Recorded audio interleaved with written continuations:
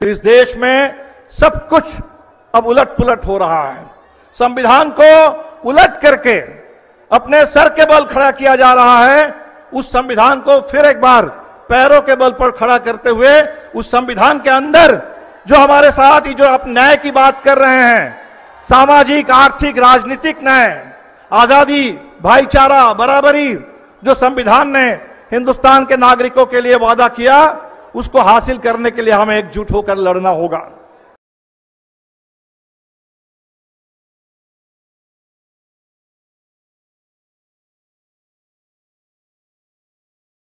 আজকে ভারতবর্ষের যে সংকটটা সেটা হচ্ছে গণতন্ত্রের সংকট। আধুনিক ভারতবর্ষ বলতে আমরা যেটা বুঝতাম সেই আধুনিক ভারতবর্ষের সংকট, এবং সেই আধুনিক ভারতবর্ষের গণতন্ত্রে একটা শক্তিশালী ধারা হিসেবে আধুনিক ভারতের একজন সংগ্রামী ধারা হিসেবে বামপন্থা ছিল, এখনও আছে। তো ফলে বামপন্থার সংকটটা ঠিক আলাদা কোনো সংকট নয়, এই সামগ্রিক সংকটের একটা বড় একটা পার্ট।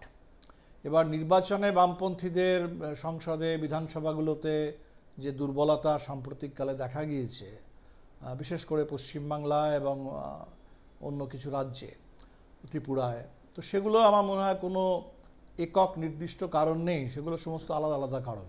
পশ্চিমবাংলার আলাদা কারণ, ত্রিপুরার আলাদা কারণ, কিন্তু সব মিলিয়ে আজকে এই মোদি জমানায় ভারতবর্ষের যে গণতন্ত্রের সংকট, সেখানে বামপন্থাকে নির্দিষ্টভাবে বেছে নিয়েছে আরএসএস এবং বিজেপি তাদের আক্রমণ শানানোর জন্য। যেমন আমরা দেখলাম যে কংগ্রেসের যে ম্যানিফেস্টো এলো, সেই কংগ্রেসের ম্যানিফেস্টোকে অ্যাটাক করতে গিয়ে নরেন্দ্র মোদী বললেন যে এটার মধ্যে নাকি মুসলিম লীগের ছাপ আছে, আর এর যে বিভিন্ন আর্থিক চিন্তাভাবনাগুলো আছে এটা বামপন্থীদের। তাহলে কংগ্রেসকেও আজকে অ্যাটাক করা হচ্ছে যে কংগ্রেস এখন নাকি বামপন্থীদের হাতে চলে গেছে, আরবান নকশালদের হাতে চলে গেছে। তো ফলে বামপন্থা তাকে একটা টার্গেট হিসেবে বিজেপি বেছে নিয়েছে, সেটা বামপন্থী দল হিসেবে নয়, সামগ্রিকভাবে একটা মতাদর্শ হিসেবে।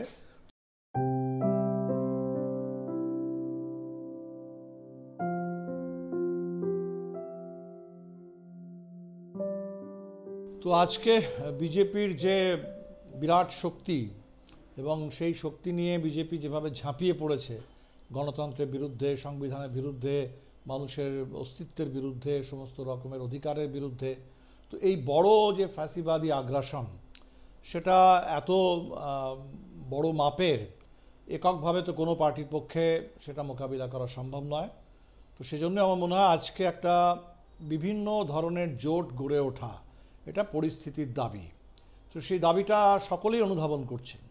যেভাবে বিভিন্ন ঐক্যবদ্ধ গণ আন্দোলন গড়ে উঠছে, কৃষক আন্দোলন, একটা ঐক্যবদ্ধ কৃষক আন্দোলন, শ্রমিকদের আন্দোলন, সমস্ত ট্রেড ইউনিয়ন একসাথে একযোগে, ছাত্র যুবদের আন্দোলন, তো আমার মনে হয় ঐক্যবদ্ধ গণ আন্দোলনের যে প্রয়োজন, নাগরিক সমাজ ঐক্যবদ্ধ হওয়ার চেষ্টা করছে।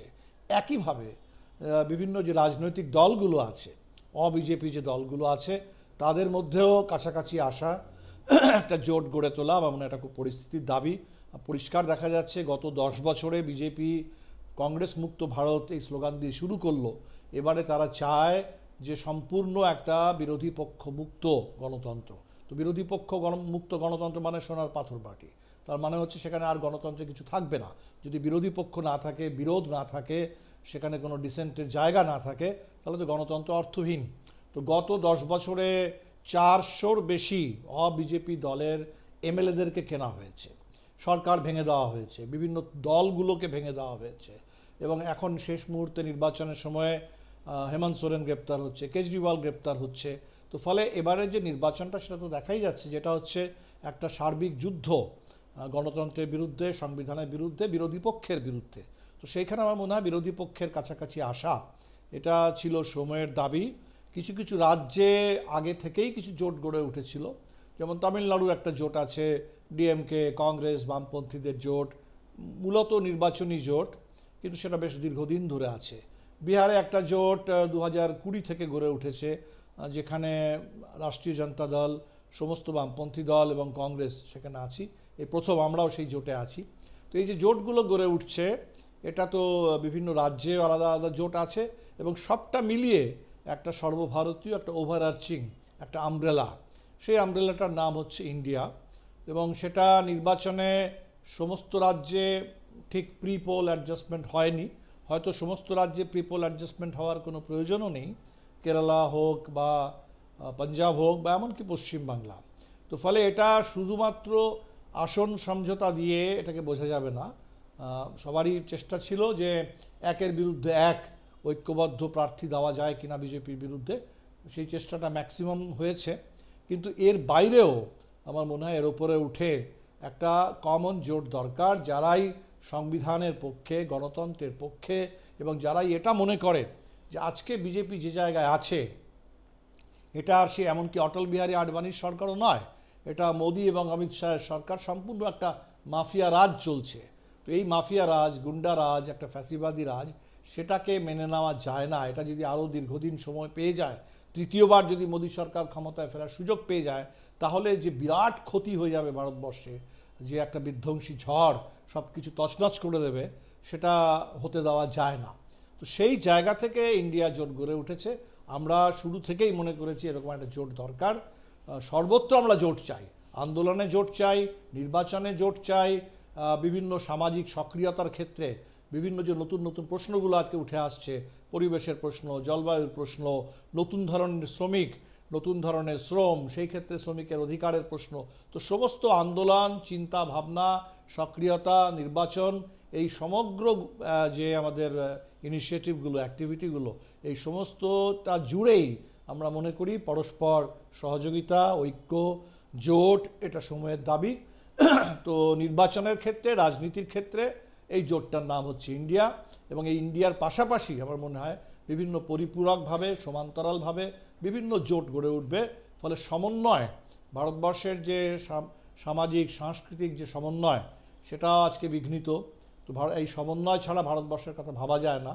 ফলে রাজনীতিতে এবং চিন্তা চেতনার ক্ষেত্রে, সামাজিক বিভিন্ন অ্যাক্টিভিটির ক্ষেত্রে, নাগরিক জীবনে একটা বড় সমন্বয় দরকার। সেই সমন্বয়ের একটা কাঠামো হচ্ছে ইন্ডিয়া। আমরা চাই যে ইন্ডিয়াটা আরো शक्तिशाली হোক। पूरे बिहार के अंदर सामाजिक न्याय और भूमि सुधार की लड़ाई को अगर तेज करना हो, इस पूरे बिहार के अंदर संपूर्ण लोकतंत्र की हिफाजत और संविधान की रक्षा की लड़ाई को तेज करना हो, ये जिम्मेदारी आज हम लोगों के कंधों पर है। और पूरे बिहार और देश के वामपंथियों की ओर से हम बिल्कुल कहेंगे कि आज का ये जो दौर है, जैसे आजादी के आंदोलन का दौर था, अलग अलग विचारधारा के लोग एक साथ मिलकर के आजादी के लिए लड़ रहे थे, आज भी बिल्कुल उसी तरह उस आजादी के आंदोलन से, आजादी के साथ साथ हमें जो लोकतंत्र मिला, हमें जो संविधान मिला, उस लोकतंत्र और संविधान की हिफाजत करने के लिए, आज देश को बर्बाद करने के लिए, पूरे देश में एक देश को तहस नहस कर देने के लिए जो भारतीय जनता पार्टी और आरएसएस की साजिश चल रही है, इस साजिश को चकनाचूर करने के लिए आज हमें एक होना पड़ेगा। गांधी जी की विरासत, इस देश के अंदर अंबेडकर की विरासत, इस देश के अंदर भगत सिंह की परंपरा, इस देश के अंदर अंबेडकर पेरियार की परंपरा, इन तमाम परंपरा को मानने वाले लोग, विचारों को मानने वाले लोग मिलकर के लड़ना होगा।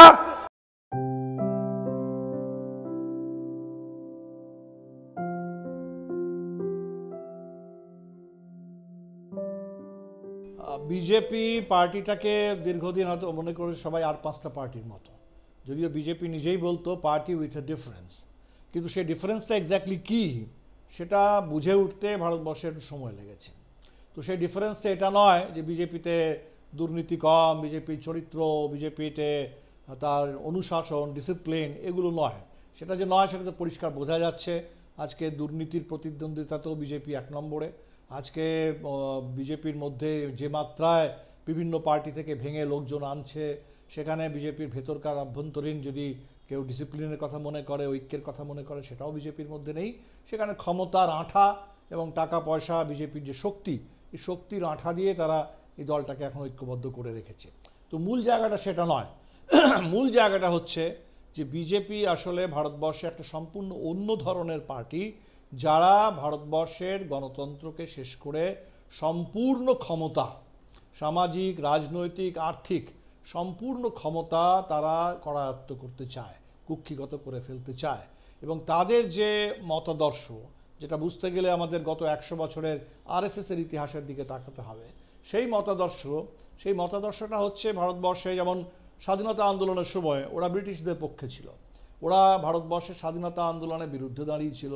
ওরা মনে করতো যে ভারতবর্ষে ব্রিটিশের সাথে বরঞ্চ সহযোগিতা করে ব্রিটিশের সাহায্য নিয়ে ভারতবর্ষে যে তথাকথিত, যেটাকে ওরা মনে করে মুসলিম পরাধীনতা, সেই মুসলিম পরাধীনতা থেকে হিন্দু ভারতকে বের করে আনা।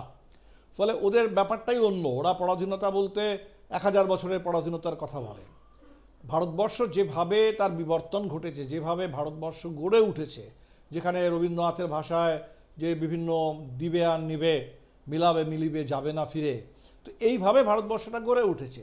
তো ভারতবর্ষের এই যে অ্যাকচুয়াল বাস্তব চরিত্র, যেখানে আলাদা করাটা খুব মুশকিল, হিন্দু কতটা, মুসলিম কতটা, কতটা শিখ, সংস্কৃতিতে কোনটা হিন্দু, সংস্কৃতিতে কোনটা মুসলিম, আমাদের ব্যঞ্জনের ক্ষেত্রে, খাওয়া দাওয়ার ক্ষেত্রে, আমাদের জামা কাপড়ের ক্ষেত্রে কোনটা হিন্দু প্রভাব, কোনটা মুসলিম প্রভাব, আমাদের ভাষায়, কথায়, বার্তায়, এটা করতে গেলে ভারতবর্ষ শেষ হয়ে যাবে। তো ভারতবর্ষের এই যে মোজাইকটা আছে, মহামিলনের মহাতীর্থ, তো এই ভারতবর্ষকে ওরা চেনে না, জানে না। এই ভারতবর্ষকে ওরা ভেঙে দিতে চায়, একটা সম্পূর্ণ কাল্পনিক একটা ভারতবর্ষ গড়ে তুলতে চায়। এবং সেই কাল্পনিক ভারতবর্ষটা হচ্ছে আরএসএসের চিন্তাভাবনা। সেই চিন্তাভাবনার মূল জায়গাটা হচ্ছে মনুস্মৃতি, মনুসংহিতা। যে মনুসংহিতা সম্পর্কে আম্বেদকর 1927 সালে সেই মনুসংহিতাকে জ্বালিয়ে দিয়েছিলেন, বলেছিলেন যে মনুসংহিতাটা হচ্ছে পরাধীনতার দস্তাবেজ। এটা দলিতের জন্য, মহিলাদের জন্য, সমস্ত পিছিয়ে পড়া মানুষের জন্য। তো ফলে এই জায়গাটা হচ্ছে বিজেপির মূল আদর্শের জায়গা। ওরা এটাই আজকে ক্ষমতায় এসে, ক্ষমতাকে কাজে লাগিয়ে এটাকে চাপিয়ে দিতে চাইছে। দ্বিতীয় যে বিজেপির বড় পার্থক্য, এমার্জেন্সি এসেছিল ভারতবর্ষে, ঠিক কথা, সেই 2 বছর আমাদের সকলের মনে আছে যে বিরোধী পক্ষের কণ্ঠরোধ করার চেষ্টা, বিরোধীদেরকে জেলে পোড়া, সংবাদ মাধ্যমের সেন্সরশিপ, বহু কিছু হয়েছে। কিন্তু সেটা ছিল এক অর্থে একটা রাষ্ট্র নাগরিকের ওপরে অনেক কিছু চাপিয়ে দিচ্ছিল। রাষ্ট্র বনাম নাগরিক, রাষ্ট্র বনাম বিরোধী পক্ষ, এবং সেটা ওই সংবিধানের ভেতরের যে একটা অনুচ্ছেদ ছিল সেটাকে কাজে লাগিয়ে খানিকটা আইনি পথে একটা এমার্জেন্সি এসেছিল। আজকে যেটা আছে এটা অঘোষিত তো বটেই, এটা স্থায়ী। এবং এই যে এমার্জেন্সিটা যেটা আসছে, এটা সংবিধানের তোয়াক্কা করে না। ফলে একদিকে আজকে রাষ্ট্র সে চরম দমন পীড়ন করছে, নাগরিকের সমস্ত যে প্রাইভেসি সেটা কেড়ে নিচ্ছে। এই যেটা দেখা গেল ইউনিফর্ম সিভিল কোড, উত্তরাখণ্ডে যে ইউনিফর্ম সিভিল কোডের মডেলটা এলো, সেটা কতটা ইউনিফর্ম সেটা তো বলা মুশকিল। সেখানেও ইউনিফর্মের নামে একটা বুলডোজার চালিয়ে দেওয়া হচ্ছে মুসলিমদের ওপরে, কিন্তু সেটা যে আনসিভিল, সিভিল নয়, এটা খুব পরিষ্কার বোঝা যাচ্ছে। সেটা মানুষের, নাগরিকের শয়নকক্ষে ঢুকে পড়ছে। সেখানে যারা লিভ ইন রিলেশনশিপে আছে তাদেরকেও রেজিস্ট্রেশন করাতে হবে। এক অর্থে সমাজের, রাষ্ট্রের অনুমতি নিয়ে লোককে চলতে হবে। তাহলে দেখা যাচ্ছে যে নাগরিক স্বাধীনতা, একটা আধুনিক দেশের নাগরিক স্বাধীনতা, সেটা সম্পূর্ণভাবে বিঘ্নিত হচ্ছে, বাধিত হচ্ছে। এটাই হচ্ছে সেই অরওয়েল যে অ্যানিম্যাল ফর্মের কথা বলেছিল, 1984-এর যে একটা কল্পনা ছিল, সেই রকম একটা রাষ্ট্র যেখানে নাগরিক স্বাধীনতা বলে কিছু থাকবে না, যেখানে আবার সেই সামাজিক যে শোষণ, দলিতের ওপরে, পিছিয়ে পড়া বিভিন্ন জাতি সমুদায় তাদের ওপরে, সেটা আনা হবে। যেখানে হিন্দি, হিন্দু, হিন্দুস্তান, ভারতবর্ষ যদি এই ফেডারালিজম না থাকে, বিভিন্ন ভাষা, বিভিন্ন সংস্কৃতি, তার যদি পারস্পরিক একটা মেলবন্ধন না থাকে, তাহলে ভারতবর্ষ থাকবে না। সেইটা যেটা কাশ্মীরে শুরু হলো, আমরা কেউ মনে করেছি এটা কাশ্মীরের জন্য হচ্ছে, ওই 370 কাশ্মীরের জন্য তুলে দেওয়া হলো, তা নয়। এমনকি আম আদমি পার্টি, যারা প্রথমে 370 তুলে দেওয়াটাকে সমর্থন করেছিল, অত্যন্ত কিছুদিনের মধ্যেই তারা দেখলো যে ওটা কাশ্মীর নয়, ওটা দিল্লির ওপরও লাগু হচ্ছে। দিল্লি সরকারের যে অধিকারগুলো থাকার কথা, যে অধিকার সুপ্রিম কোর্ট বলেছিল যে দিল্লি সরকারের থাকার কথা, নির্বাচিত সরকার আইন করে সেই সুপ্রিম কোর্টের যে রায় সেটাকে উল্টে দিল, দিল্লি সরকারের সমস্ত অধিকার কেড়ে নিল। ফলে দেখা যাচ্ছে এটা ফেডারালিজমের বিরুদ্ধে যুদ্ধ ঘোষণা। তো সবটা মিলিয়ে গণতন্ত্রের বিরুদ্ধে একটা সার্বিক যুদ্ধ ঘোষণা।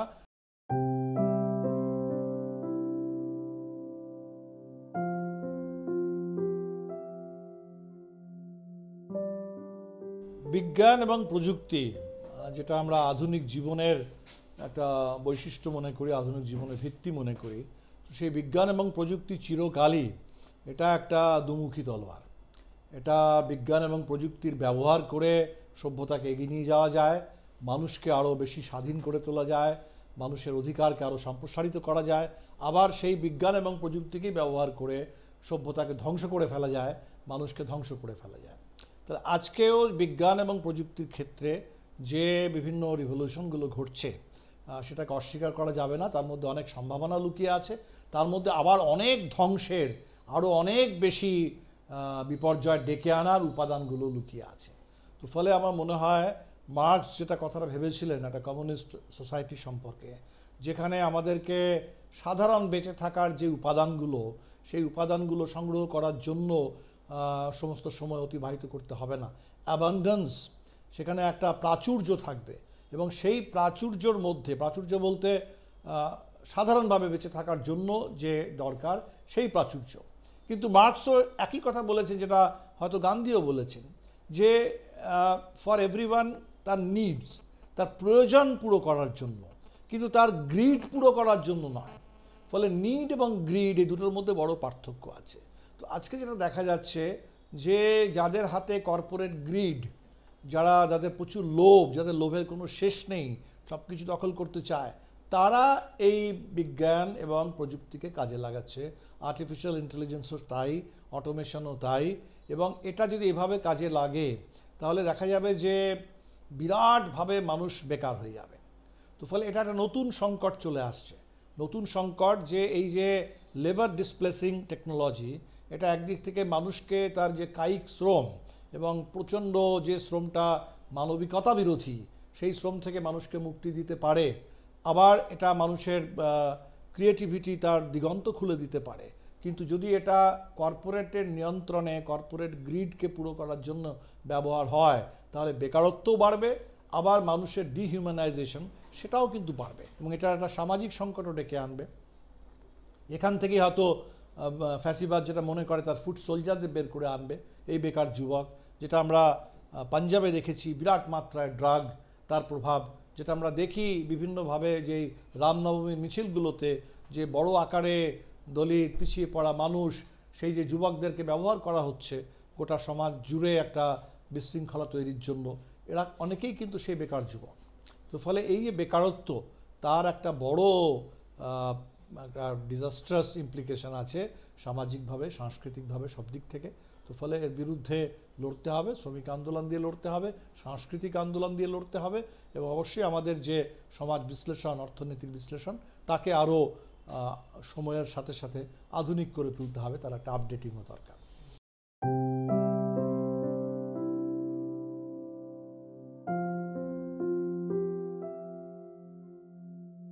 তো ইন্ডিয়া জোট তো তার যে আসন রফা হওয়া, বোঝাপড়া হওয়া, সেই নির্বাচনী অর্থে ইন্ডিয়া জোট কয়েকটি রাজ্যেই নেই, কেরালাতেও নেই সেই নির্বাচনী জোট, পাঞ্জাবেও নেই, পশ্চিমবাংলাতেও নেই।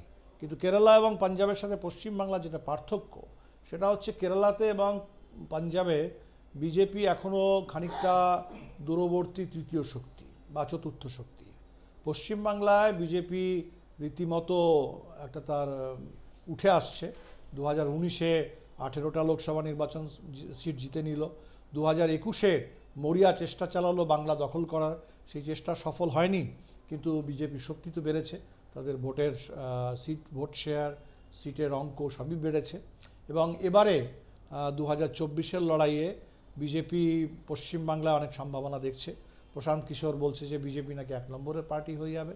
তো বিজেপিকে পশ্চিমবাংলায় কোনো জায়গা যেন বিজেপি অতিরিক্ত না পায়, গোটা দেশ জুড়ে যেখানে মানুষ বিজেপির বিপদকে বুঝতে পারছে এবং বিজেপিকে প্রত্যাখ্যান করছে, সেখানে পশ্চিমবাংলায় মানুষ যেন বিজেপিকে নতুন জায়গা করে না দেয়, বাংলা যেন বিজেপিকে আশ্রয় না দেয়, সেটা খুব বড় প্রয়োজন। তাই জোট না হলেও, জোট হতে পারেনি তার হয়তো অনেক বাস্তব কারণ আছে। কারণ পশ্চিমবাংলায় যে তৃণমূল সরকার আছে গত 2011 সাল থেকে, তো সেই সরকার সম্পর্কেও অনেক বিক্ষোভ আছে, অনেক দুর্নীতির প্রশ্ন আছে, অনেক সন্ত্রাসের প্রশ্ন আছে, পশ্চিমবাংলার শিক্ষা, পশ্চিমবাংলার নিয়োগের ক্ষেত্রে অস্বচ্ছতা, দুর্নীতি, এই অভিযোগগুলো আছে, এবং সেই অভিযোগগুলো উড়িয়ে দেওয়া যাবে না। পশ্চিমবাংলার এই যে বিভিন্ন অভিযোগের ফলে, এবং এই অভিযোগগুলো কোনো তামাদি হয়ে যাওয়া অভিযোগ নয়, এগুলো একদম সমকালীন এই মুহূর্তে।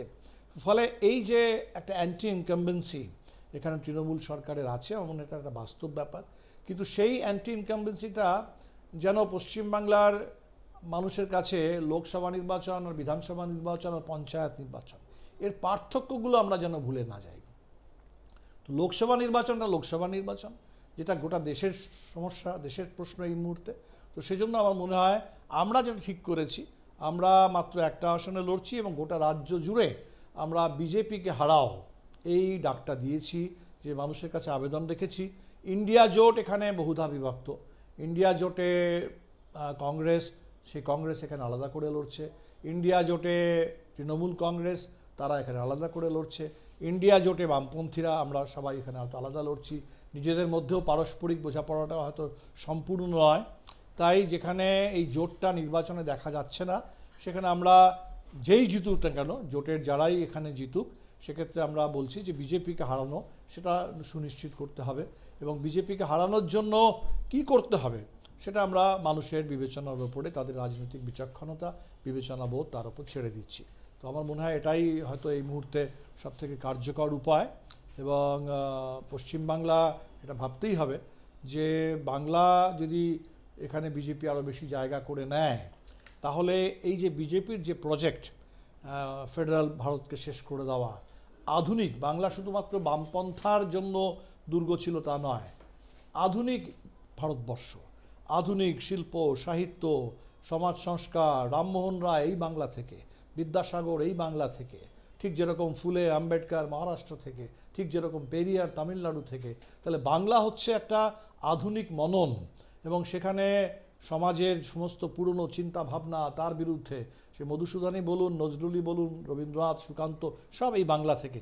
তো এই বাংলার যে তার একটা স্বকীয় বৈশিষ্ট্য, এই বাংলার যে আধুনিক বাংলা, তার যে মুক্ত চিন্তা, তার যে উদার চিন্তাভাবনা, এমনকি ধর্মের কথাও যদি বলি, তাহলে যত মত তত পথে রামকৃষ্ণ, সেও এই বাংলা থেকে। সমন্বয়, চৈতন্যের বাংলা, লালনের বাংলা। তাহলে বাংলার এই সমন্বয়, বাংলার এই কৃষ্টি, বিজেপি কিন্তু তার একটা বিরাট সব কিছু শেষ করে দেবে। তাই বাংলার মানুষকে শুধু রাজনীতির জায়গা থেকে তৃণমূল বনাম বিজেপি কে বেশি খারাপ এইটুকু ভাবলে চলবে না। বিজেপি আসা মানে এটা কিন্তু রবীন্দ্রনাথের বিরুদ্ধে, এটা নজরুলের বিরুদ্ধে, এটা চৈতন্যের বিরুদ্ধে, এটা লালনের বিরুদ্ধে, এটা কিন্তু বাংলার কৃষ্টি, বাংলার সৃষ্টি, বাংলার পুরো সংস্কৃতি, বাংলার যে বৈশিষ্ট্য, বাংলার যে ব্যক্তিত্ব, তার বিরুদ্ধে চলে যাবে। देश की उम्मीद है कि महाराष्ट्र की जनता भारतीय जनता पार्टी के इस पूरे गुजरात लॉबी के इस खेल के खिलाफ बिल्कुल अपनी एकता का परिचय देगी। और इस समय फिर एक बार बिहार और महाराष्ट्र, ये दो प्रदेश जहां दूसरे और तीसरे सबसे ज्यादा सीटें हैं, पश्चिम बंगाल दूसरे और तीसरे नंबर पर बिहार इस समय, तो इन तमाम स्टेटों में जबरदस्त विपक्षी एकता का माहौल है। जमीन पर लोगों की जबरदस्त एकता है। इस एकता को बुलंद रखिए।